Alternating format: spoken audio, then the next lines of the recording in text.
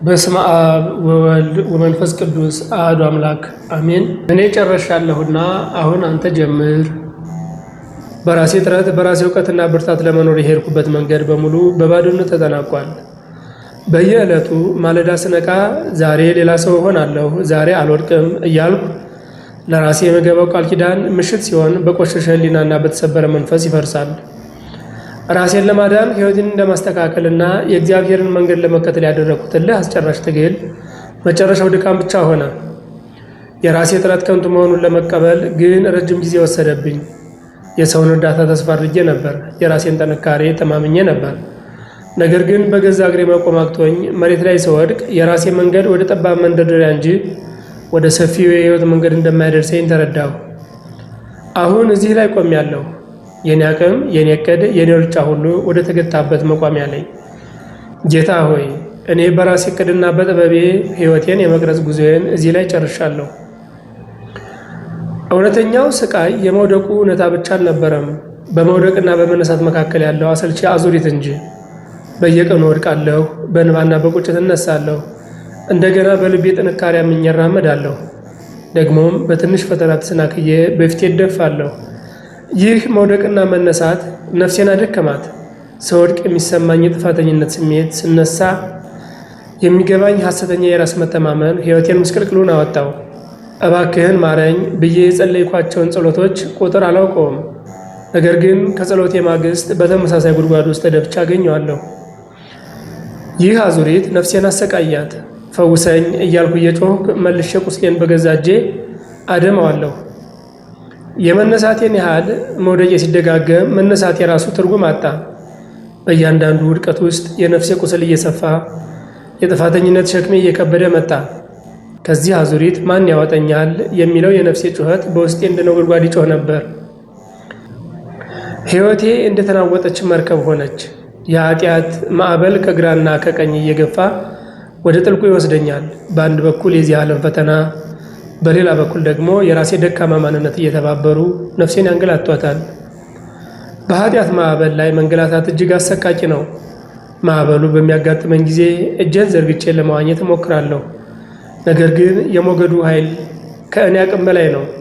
በየቀኑ የሚነሳው የፈተና ንፋስ ከእግዚአብሔር መንገድ ያወጣኛል።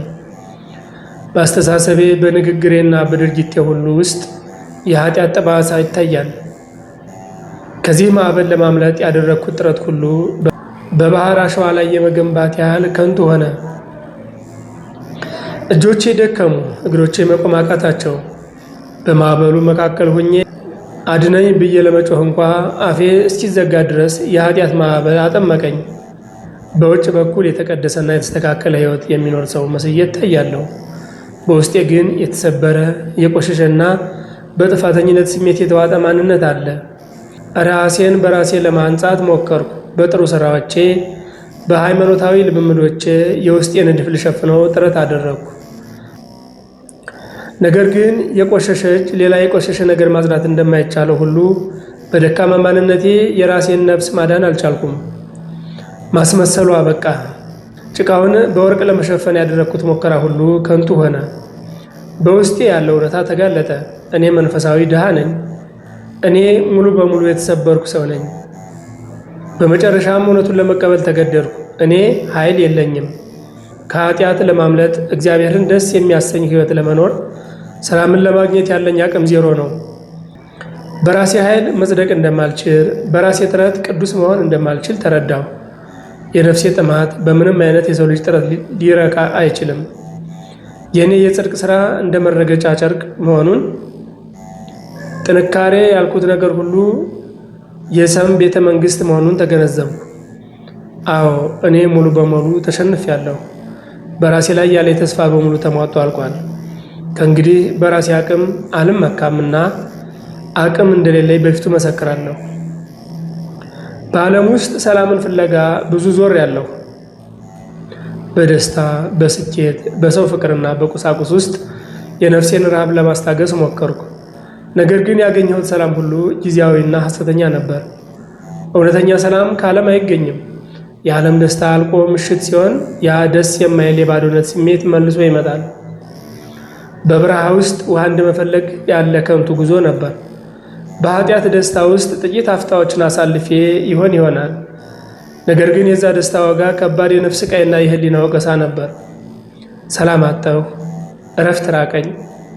ሕይወቴ ያለ አቅጣጫ የምትነዳ መሪዋ የተሰበረ መኪና ሆነች። ይህ በረሃ ግን እንደ ትልቅ ትምህርት አስተማረኝ።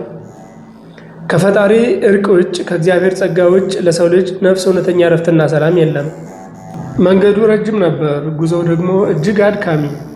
በራሴ ጥረት፣ በራሴ እውቀትና ብርታት ለመኖር የሄድኩበት መንገድ በሙሉ በባዶነት ተጠናቋል።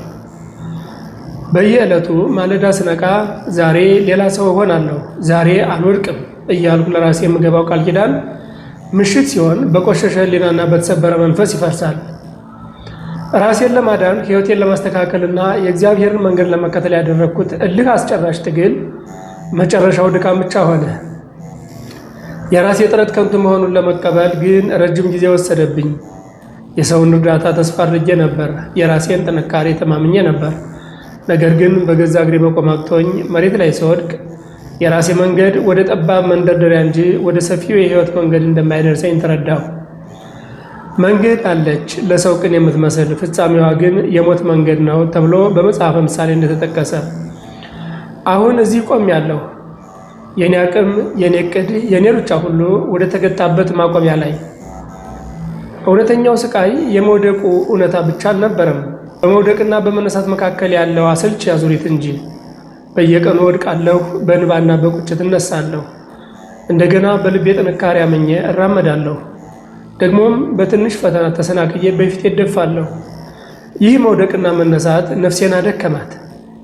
ስወድቅ የሚሰማኝ የጥፋተኝነት ስሜት፣ ስነሳ የሚገባኝ ሐሰተኛ የራስ መተማመን ሕይወቴን ምስቅልቅሉን አወጣው። እባክህ ማረኝ ብዬ የጸለይኳቸውን ጸሎቶች ቁጥር አላውቀውም።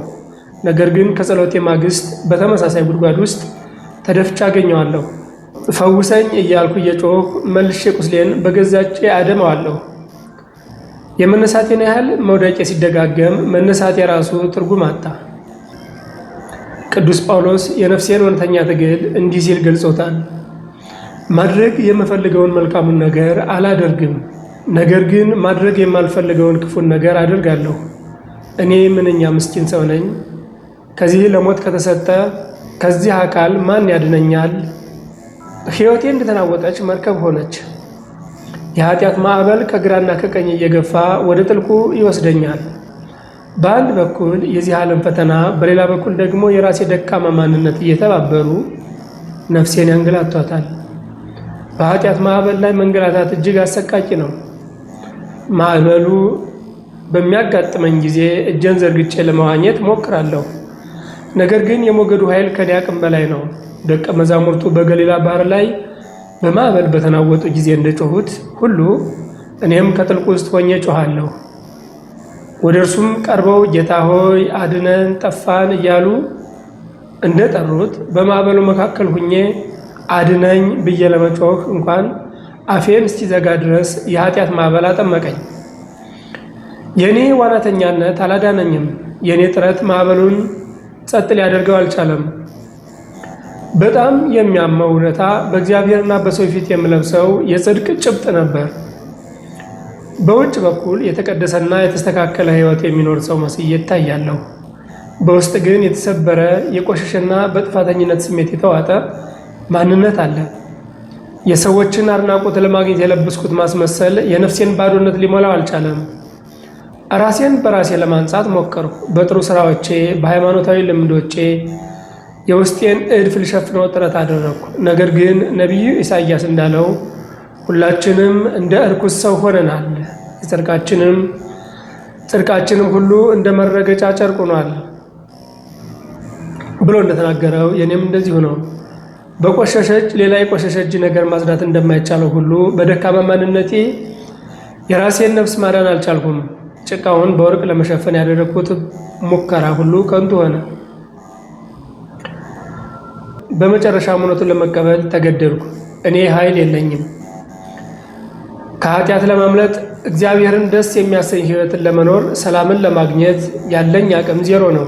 ይህንን እውነት መቀበል መጀመሪያ ላይ የመራራነትና የሽንፈት ስሜት አምጥቶብኝ ነበር። ነገር ግን እውነተኛው የነፃነት መጀመሪያ የራስን ድካም በሙሉ ልብ መቀበል እንደሆነ ተረዳሁ።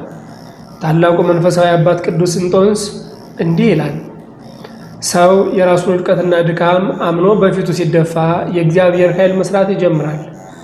የራስ ጥንካሬ ሲያበቃ የእግዚአብሔር ጸጋ ይጀምራል። እንዲሁም ቅዱስ ይስሐቅ ሶርያዊ ስለዚሁ እውነት ሲናገር ደካማ መሆንህን አውቀህ እጅ ስትሰጥ ያኔ እውነተኛውን የእግዚአብሔርን ጥንካሬ ትለማመዳለህ። የራስህ አቅም ተስፋ መቁረጥ የመንፈሳዊ ሕይወት መጀመሪያ ነው። አዎ እኔ ሙሉ በሙሉ ተሸንፌያለሁ። በራሴ ላይ ያለኝ ተስፋ በሙሉ ተሟጧል፣ አልቋል። በዓለም ውስጥ ሰላምን ፍለጋ ብዙ ዞሬያለሁ። በደስታ፣ በስኬት፣ በሰው ፍቅርና በቁሳቁስ ውስጥ የነፍሴን ረሃብ ለማስታገስ ሞከሩ። ነገር ግን ያገኘሁት ሰላም ሁሉ ጊዜያዊና ሐሰተኛ ነበር። እውነተኛው ሰላም ከዓለም አይገኝም። የዓለም ደስታ አልቆ ምሽት ሲሆን ያ ደስ የማይል የባዶነት ስሜት ተመልሶ ይመጣል። በበረሃ ውስጥ ውሃ እንደመፈለግ ያለ ከንቱ ጉዞ ነበር። አውግስቲን በሕይወቱ መጨረሻ የተረዳውን እውነት በጸሎት እንዲህ ሲል ገልጾታል። ጌታ ሆይ ለአንተ ፈጥረኸናልና ልባችንም በአንተ ውስጥ እስኪያርፍ ድረስ እረፍት አያገኝም አለ። በኃጢአት ደስታ ውስጥ ጥቂት አፍታዎችን አሳልፌ ይሆናል። ነገር ግን የዛ ደስታ ዋጋ ከባድ የነፍስ ስቃይና የህሊና ወቀሳ ነበር። ከፈጣሪ እርቅ ውጭ ከእግዚአብሔር ጸጋ ውጭ ለሰው ልጅ ነፍስ እውነተኛ እረፍትና ሰላም የለም። በተሰበርኩበትና ተስፋ በቆረጥኩበት በዚያ ጥልቁ ጨለማ ውስጥ አንድ ለስላሳ ድምፅ ሰማሁ። የኮነነኝ ድምፅ አልነበረም፣ የፈረደብኝም ድምፅ አልነበረም። ይልቁንም በፍቅርና በርኅራኄ የተሞላ እይታችን ጥሪ ነበር። እናንተ ሸክም የከበዳችሁ ሁሉ ወደ እኔ ኑ፣ እኔም እረፍት እሰጣችኋለሁ የሚል። በራሴ መንገድ ስሮጥ ባልሰማሁት በዚያ ለስላሳ ድምፅ ውስጥ አባትነቱን አየሁ። እኔ ስወድቅ እርሱ እጁን ዘርግቶ ይጠብቀኝ ነበር። እኔ በጥሬ ስደክም እርሱ በጸጋው ሊሸከመኝ ይፈልግ ነበር። ያ ድምፅ በውስጤ አዲስ ተስፋ ፈነጠቀ። እግዚአብሔር የእኔን ጥረት ሳይሆን የእኔን እጅ መስጠት እንደሚፈልግ ተረዳሁ። አሁን እጆቼን ወደ ላይ አነሳለሁ። ይህ የእጅ መስጠት ምልክት ነው። ከእግዚአብሔር ጋር ያደረግኩትን ውጊያ አቁሜያለሁ። በራሴ እራመዳለሁ የሚለውን ትዕቢቴን ጥዬ በፊቱ ተደፍቻለሁ። እጅ መስጠት ማለት ሽንፈት ብቻ አይደለም፣ ይልቁንም ሁሉን ወደሚችለው አምላክ እቅፍ መግባት እንጂ። መጽሐፍ ቅዱስ እንደሚያስተምረን አሁንም አባት ሆይ አቤቱ አንተ አባታችን ነህ፣ እኛ ጭቃ ነን፣ አንተም ሰሪያችን ነህ፣ ሁላችንም የእጅ ሥራ ነን እንዳለ የሕይወቴን መሪ ለእሱ አስረክባለሁ። አስተሳሰቤን፣ ፍላጎቴን፣ እቅዴንና የወደፊቴን ሕይወት በሙሉ በቅዱስ እጁ ላይ አኖራለሁ። እኔ የሸክላ ጭቃ ነኝ፣ እርሱ ደግሞ ሠራተኛው ነው። እንደፈለገ ይስራኝ፣ እንደፈለገ ይቅረጸኝ። እኔ ጨርሻለሁ። አዎ በግልጽ እናገራለሁ፣ እኔ ጨርሻለሁ። የራሴን ሥራ ሰርቼ ለመጨረስ ያደረግኩትን ሙከራ ጨርሻለሁ። በራሴ ጽድቅ ለመቆም ያደረግኩትን ትግል ጨርሻለሁ። በኃጢአት ማዕበል የመንገላታትና በገዛ አቅሜ የመዋኘት ሙከራዬን ጨርሻለሁ። ማስመሰሉን፣ የውሸት ማንነቱን፣ የጽድቅ ጭብጡን አውልቄ ጥያለሁ። በራሴ ጥረት የመነሳትና የመውደቅ አዙሪቴን ጨርሻለሁ። በንጉሥ ዳዊት እንባና ተማጽኖ ውስጥ የራሴን ድካም አይቼ እጮኻለሁ። አቤቱ አምላክ ሆይ እንደ ቸርነት መጠን ማረኝ፣ እንደ ምሕረትን ብዛት መተላለፌን ደምስስ። ከበደሌ ፈጽመህ ጠበኝ፣ ከኃጢአቴም አንጻኝ። አሁን አንተ ጀምር። አሁን ግን አዲስ ምዕራፍ ይከፈታል። የኔ የትግል ዘመን አብቅቶ የእግዚአብሔር የጸጋ ዘመን ይጀምራል። ጌታ ሆይ እኔ ጨርሻለሁ፣ አሁን አንተ ጀምር። አንተ በእኔ ውስጥ መስራት ጀምር። አዲስ ልብን ሰጣችኋለሁ፣ አዲስም መንፈስ በውስጣችሁ አኖራለሁ እንዳልክ በሕዝቅያስ መጽሐፍ የተሰበረውን ሕይወቴን እንደገና አድስ። አንተ መምራት ጀምር፣ እኔ እመራሃለሁ፣ በምትሄድበትም መንገድ አስተምርሃለሁ። በቅዱስ ዳዊት አፍ እንደተናገርክ ሕይወቴን ወደ ሰላም ወደብ ምራት። አንተ ማዳን ጀምር። በራሴ ጥረት ማሸነፍ ያልቻልኩትን የኃጢአት ኃይል በጸጋ ስበረው። አንተ መቅረጽ ጀምር። የወደቀውንና የቆሸሸውን ማንነቴን ለአንተ ክብር የሚሆን ዕቃ አድርገህ ቅረጸው። ቅዱስ ጳውሎስ እንዳለው ከክርስቶስ ጋር ተሰቅያለሁ፣ እኔም አሁን ሕያው ሆኜ አልኖርም፣ ክርስቶስ ግን በእኔ ይኖራል። የእኔ ድካም በአንተ ኃይል ይተካል፣ የእኔ ውድቀት በአንተ ድል ይለወጣል። እኔ እጆችን አንስቼ በጸጥታ አቆማለሁ፣ አንተ ግን ታላቁን የሥራህን ታሪክ በሕይወቴ ላይ መጻፍ ጀምር። እኔ እጆችን አንስቼ በጸጥታ ቆማለሁ። አንተ ግን ታላቁን የሥራህን ታሪክ በሕይወቴ ላይ መጻፍ ጀምር። አሜን።